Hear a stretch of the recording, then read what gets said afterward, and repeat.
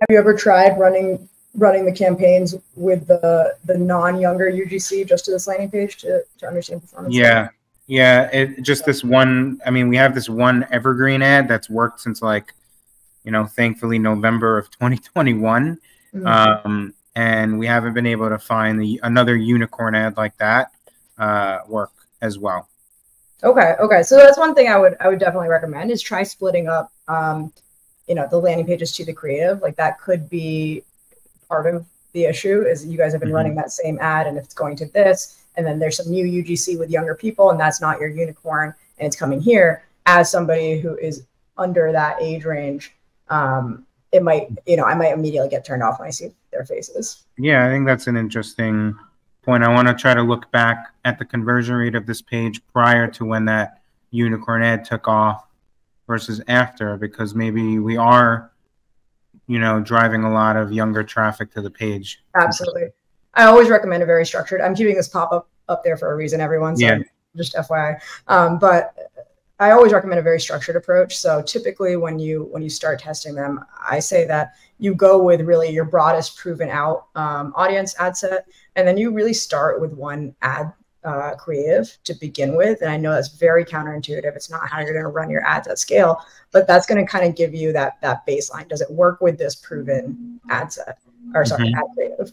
From there, once you've proven that out and one-to-one that my landing page performs better than the control, then you're going to start stacking them, right? So that's when you're going to start doing kind of your more expansive testing. And at that point, you can do, all right, great. Let's keep this ad set. Let's keep this audience. But now let's test 2 or 3 or 4 different creatives and then measure the metrics against those creatives. Does that still match up with the performance of this landing page? In that way, you might find out that, hey, 3 of these, creatives do really well with the slander, but this creative just absolutely sucks with it. So maybe we need something else for that one. Does that make sense? Yep. Okay. All right, cool. So that's one thing to start with. All right. So pop-ups, generally speaking, you might have tested this, you might not have, but if you're able to, I would just take the pop-up off altogether from the lander. If that really hurts your heart, if that turns into an argument with your email team, then I'm going to say, just have a bigger delay. There was a delay on this. It didn't pop up immediately when we got here, but it's just like a store experience, right? You want people to be able to look around, kind of read the content, especially with a listicle like this. You're drawing them in with that education. So if you distract them by giving them a pop-up, if you ever watched video recordings for a long period of time, the vast majority of people are just trying to get that pop-up out of their face as quickly as possible. So try doing a delay that's about anywhere between 50 to 75% of the average time on this page. So for easy math, let's say that most people spend a minute on this landing page. Pop it at about 30 to 45 seconds instead. So that gives them a little time to get. All right. So then we have a lot of stuff up here. Have you ever tested kind of like a closed landing page without the navigation and all that? We did test that.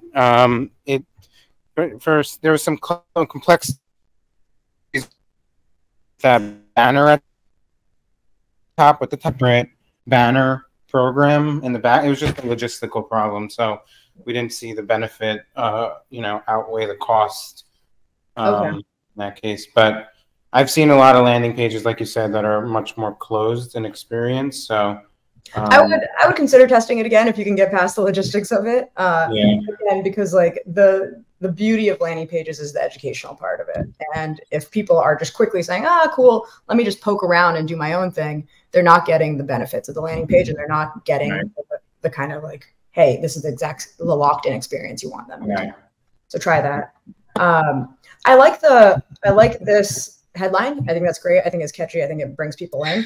If you can add a little social proof even up here, that's not a bad thing, right? Can you add, 100,000, 150,000 customers or 150,000 5-star reviews, whatever it might be, you can add that up in this area and just kind of complement that or kind of verify it further. Same thing. You can add, maybe a little, if you guys have some media spotlights, if you guys have a short little testimonial, try adding a text overlay on top of the image. That gives you just a lot more communication, a lot more validity very quickly when people get here. I see it down here again, so I would move that up. There's a reason. So what I would do for this section right here, I would again either find something that's really punchy, so you can again spend time on video recordings. What is the most paid attention to, or what's the most important element of this paragraph here that you want to get across? Bold it, because most people are going to hit this page. Cool, this sounds really good. Ooh, nice. There's thousands of people that like it. That's something cool. Hey, there's a media spotlight. There's a testimonial. Okay, I'm starting to trust them. 4 million. Okay, cool. That sounds really impressive. I'm going to skip this part, right? But you want them to read it. So find a way to grab them, and typically bolding, it's a simple thing, but it does a lot. Shade matching made easy. So let's go through this as if we are the skimmers. And I'm going to give myself, I could do this for like an hour. So I'm going to give myself like 1 minute to go through it in skimming. So most people are going to fall within the skimmer bucket or the in-between bucket. The last bucket is read every word. I'm not that person. My mom is that person. So actually, Bobby, you might want to go through and read every word, because that's actually your target audience, right? But I'm going to go through as like a skimmer in betweener. And so those are the people that are landing on the page. They're really looking at the headlines. They're looking at the things, the elements that are popping out, that have been designed in a way to draw the eye in. And that's all they're getting from the page, right? They're not going to read every line.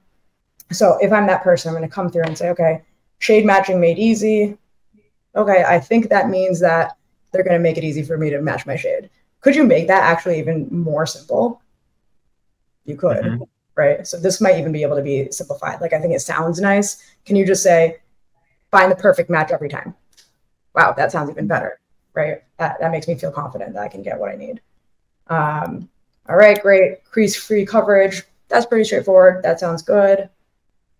Won't cake, never cracks. Same thing, maybe try playing with these and make them just like stupid simple. Like, these are they're nice and they make sense. So there's nothing against that whatsoever. But they're also kind of cute. Sometimes that older generation, they just want, hey, give me exactly what you're saying. Don't beat around the bush. Just tell me, right? So that might be something that you want to play with in these headlines. The right amount of radiance, that's a little bit more vague too, right? So what does that mean? So if my mom said, if I told my mom, hey, you use this, you're gonna have the right amount of radiance, she's gonna say, Kaneko, what do you mean by that, right? So can you define that further? Can you make an outcome? Can you give them the benefit? Like, look fresh and natural all day long. Okay, that makes sense, right? That type of thing. Good for skin ingredients, perfect. That makes sense. Can you maybe pump that up a little bit more? What is that? Is it like age defying? You don't have to say age defying because that's a little cutesy too, but ingredients that make your skin look 20 years younger, right? I'm buying that. Right? Okay, so I've seen the reasons. I'm drawn in, try it and love it or return it for free. That's super strong. I almost would consider even giving that its own section, knowing yet your audience is in that age range. That is something that they're going to grab onto. So I love that it's highlighted. They're going to want to know the details, right? Because that age range for sure, they say, okay, what's the catch, right? My mom calls me up and she says, all right, Kanika, can you help me figure out if this is real? Can you help me figure out what I need to do if I want to return it? Just tell them. Don't make them fall good. So give that maybe its own section up here. Maybe it's even one of the 5 reasons, right? So use video recordings, use heat maps. Are there any of these that people aren't really engaging with? Great, scrap them. Put something else in there that is probably more important as you see what people are engaging with. And it's a guess, but I would guess that people are probably looking at this and saying, okay, that's interesting. Let's balance your skin tone, brighten your day. I like that you have free return shipping. That's awesome.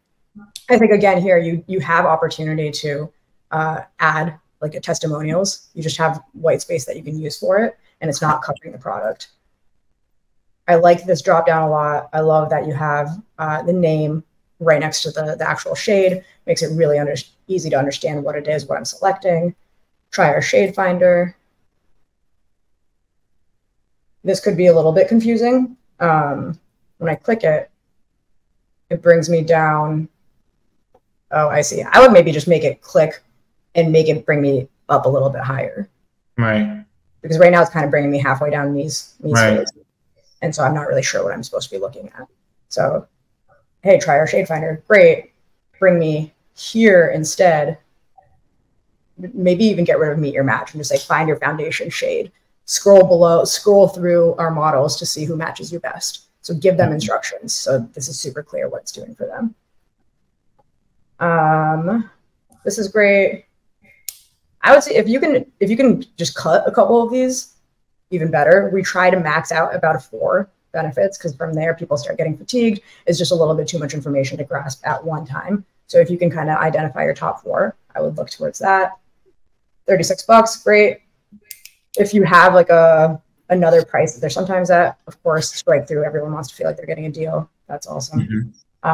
Reiterate probably down here that it's free return shipping, because this is the section that they're actually taking the action to buy on. So if it's up here, they're going to forget it. If you want to remind them, hey, add to bag now, buy right now. If you don't like it, free return shipping, right? So remind them before they take that action. We talked about this part. FAQs, great. Again, if you're able to cut 1 or 2 of them, then cool. We try to cap these at about 5 as well. If there's something that's not in here that, if there is something that's in here that's not in your page, create a section in your page for it. Reviews, great. I actually would think about, instead of having your review widget, I would think about curating this a little bit and just choosing, 4 to 6 that you want to highlight instead, because what we've seen people do is they get real drawn into these and then they start spending a really long time on it. And then they find one that convinces them otherwise and they say, bye-bye, right? So you want to kind of put your best foot forward, right? That's what landing pages are for. Right. That doesn't mean that you can't throw in like a 3-star or 4-star. That's not a bad idea. But don't let them just like infinity scroll through all the reviews. That's what your main site is for. They'll come back if they want to do that. Questions is great, like customer questions. Again, I would just try to curate them. If you don't have them answered already in the page, if you don't have them answered already in your FAQs, choose like 3. Here are the top customer questions. Here are answers. Otherwise, ideally, you can just put these as part of the FAQ. So you don't need 2 question answer sections. All right, my like 1-minute attempt turned into 5. So I'm going to make one last. I would get rid of all this stuff. All the footer stuff. Yeah. Yep, all the footer stuff. Get rid of all of it. All of it. Okay, Ryan. Over to you. Thank you. It's recorded, right? I can see, get a copy of it after. I believe yes. Yeah, we'll post a copy of the recording in the chat afterwards, or the channel. Okay, great. Ryan, do you want me to stop sharing and you take it over, or do you want me to scroll for you and you just tell me where to go? I can take it over, probably easier. Okay. And Bobby, as I'm switching over, one final thing. This page is pretty slow. I just ran a quick speed test on it. And a lot of it is just images, which are much easier to clean up. So a couple of good apps for doing that. You'll be able to save a ton of bandwidth, make it way faster. And the other half of it is like third-party scripts and apps. And I know in particular, the reviews app you're using is really slow. It looks like it's dragging things down. But start with the images. You'll get a big boost from that. And in particular, that squoosh.app link that I just put in the chat is really easy. Just upload the image, click download, you'll get a tiny version of it. I use it all the time. Awesome. Okay, thank you. Cool. Thank you, Kanika. All right. Ronnie, quick question on that note. Do they have like integration with like either WordPress or Shopify that they squish right inside the app? Do you know? Those particular ones don't. Squoosh is just a web-based tool, and ImageOptim is an app you download. You can like bulk optimize images.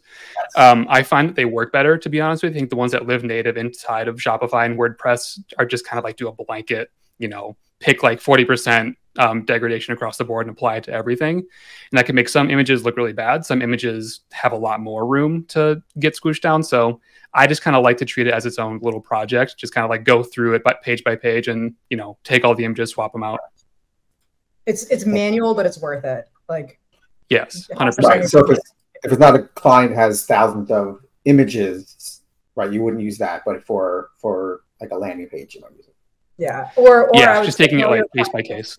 Get a VA and like have right. Seriously. All right, I'll check it out. Thank you.